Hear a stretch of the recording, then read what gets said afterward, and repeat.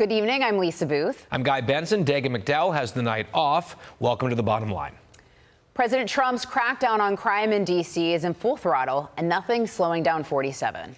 Today, the president signed an executive order stopping cashless bail in the district. He says it puts an end to allowing dangerous offenders to walk free.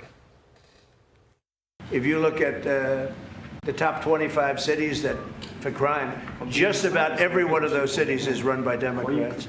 And you know, one of the bad things they did, cashless bail, if you look back on time, when they allowed a murderer out that afternoon, you know, he'd kill somebody and then a couple of hours later he's walking the streets again, oftentimes killing again rapidly. Cashless bail is a disaster. You saw we had a news conference today on that. We're wiping it out in D.C., immediately wiping it out. It started in New York, I must tell you, and it's been a horrible thing for crime, especially violent crime. So we're going to end cashless bail. Federal forces have made their mark. 86 arrests just last night. 37 of those were illegal immigrants, bringing the total number of arrests since the operation started to 1,007. Now, you might know something is working when the only tactics that liberals seem to have left is to downplay and undermine clear progress. Exhibit A would be Maryland Governor Wes Moore, a Democrat, inviting President Trump to take a stroll in Baltimore to show off what he says his Democratic administration has achieved.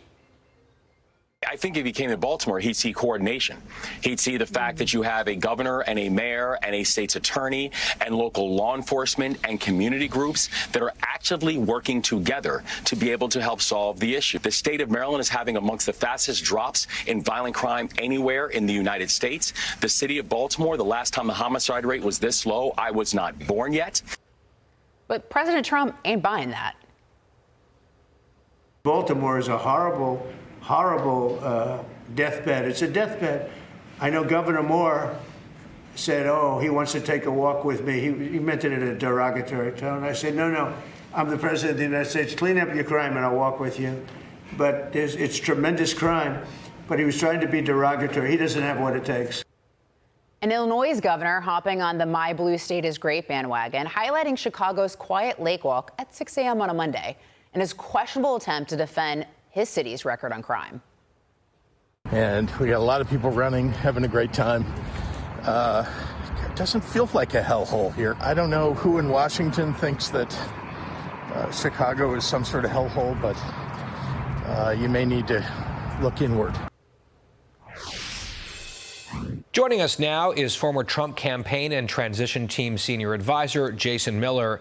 Jason, so let's just start with that. The clip that we just played of the governor of Illinois. He's like, oh, look, here is one beautiful part of my city where people are seeming to have a nice time, not really a hellhole. We've seen this before as well. I remember journalists were doing this in Seattle during the Chaz or CHOP experience. When there were the L.A. riots recently, we had journos saying, oh, well, 99% of the city is unaffected. It's like they feel like they're going to convince people by showing a different place than where the problem is. And then people will think, oh, yeah, fine, problem solved or non-existent. It's very shallow thinking. Yeah, you're exactly right. And as someone who used to live in Chicago, it's been a few years, but lived there and remember a vibrant Michigan Avenue, and we had all these businesses and these high-end stores, and a lot of them are still shuttered because folks would come in there and have these smash and grabs, these out-of-control teens, these roving packs of gangs that would do that. And we've all seen the YouTube clips of it. And the fact of the matter is Chicago has some serious problems. All these big cities have big problems, but exactly what people voted for was what President Trump is doing or saying he's going to do with going to clean these cities up. These are wildly popular measures, not just out in the suburbs or even the rural areas, but in the cities themselves. People saying, you know what, I should be able to walk to the store or walk to a restaurant or go to work without having to worry about getting hit over the head. You know, Jason, right now, President Trump has authority over the Metropolitan Police Department in D.C. until September 10th. He's got that 30 days. Do you think he'll seek an extension from Congress? How long do you think this will go on? How long do you think it should go on? Well, I think the answer is how long does it take to go and get the city under control? And we've seen this is the longest stretch that we've had with no murders in Washington, D.C. That's not by coincidence, but that's by the fact that we're actually putting boots on the ground, that we have people in the city that are holding up the law and order here. And so many of these big city mayors have been turning a blind eye. You're saying, woe is me. There's so many problems and excuses why they can't go and deal with it. The other thing, too, with D.C., it's not even just the crime. Also, you have the fact they have these homeless encampments, you have all the graffiti, you have the trash, and finally there's some law and order that's coming back to these cities. And again, nobody's talking about these economic resurgences in Chicago or in Baltimore or even in Washington, D.C., unless it's talking about government spending. That's because people do not feel safe in a lot of these big cities. Jason, on the Chicago point, because the President of the United States, any president, has a lot of authority inside D.C. because it's a federal district. But when you start talking about other cities and National Guard potential movement there, what are the legal implications? What are the authorities that a president would have, especially if he's going to face resistance from the locals or even the state level government? Well, we saw this in a number of situations back during the first term, say Portland, for example, where there was the issue of whether or not the National Guard was going to be sent in, and did the mayor, did the governor of the state want it to happen? But at a certain point, if people are not being kept safe, I mean, the first rule of government is to protect your people. Then I do think the president has some pretty broad powers when it comes to that. I think he will look to push the envelope as much as he can, because, again, if these governors or these big city mayors aren't going to do it, then this is exactly why he said that he ran and he won again, was to go and take action in these big cities.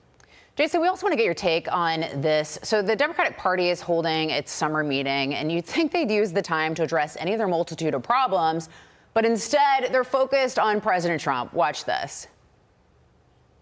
We cannot be the only party that plays by the rules anymore. We've got to stand up and fight. Us Democratic AGs have sued this dude 44 times, and we'll sue him 44 more and 44 more after that. Think of how easy it would be to be a damn Republican. Oh, what should I wear today? This stupid friggin' red hat. What should I say today? I don't know. Just make sure it's cruel. Donald Trump has literally shut down the White House for tours of school kids so he can build a ballroom. Now we know what he's really going to do in his retirement. He is paving the way for his debut on Dancing with the Stars.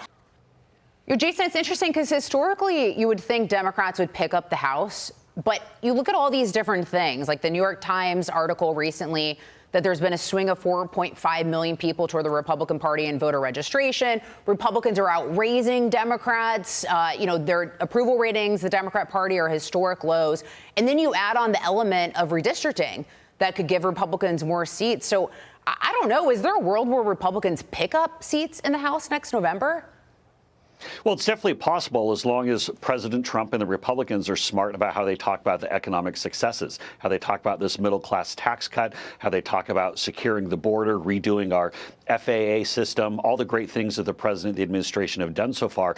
I want to go back to the clips that you played there, because everything was basically one massive stretch of TDS clips from the folks in Minnesota. And what you realize is they've completely lost the plot. Nothing that they're talking about goes to actually helping people in their everyday lives. And as long as Democrats have their brains broken from TDS, they're never going to connect with the people who said in 2024, tired of these Democrat policies. I'm tired of the woke nonsense. I'm going to go with President Trump because he said he's going to get it done. Well, they opened their proceedings with a land acknowledgement that Minneapolis is on stolen ground. So that's an auspicious start for them. And then this idea that they're the only party that plays by the rules. I don't know what those drugs are, but they're very powerful. Then Keith Ellison goes on to talk about how many times they've sued and try to weaponize the government against more lawsuits. So. That's a winner. All right, Jason Miller, thanks for your time tonight. Thanks, We appreciate Jason. it. Hey, thank you both.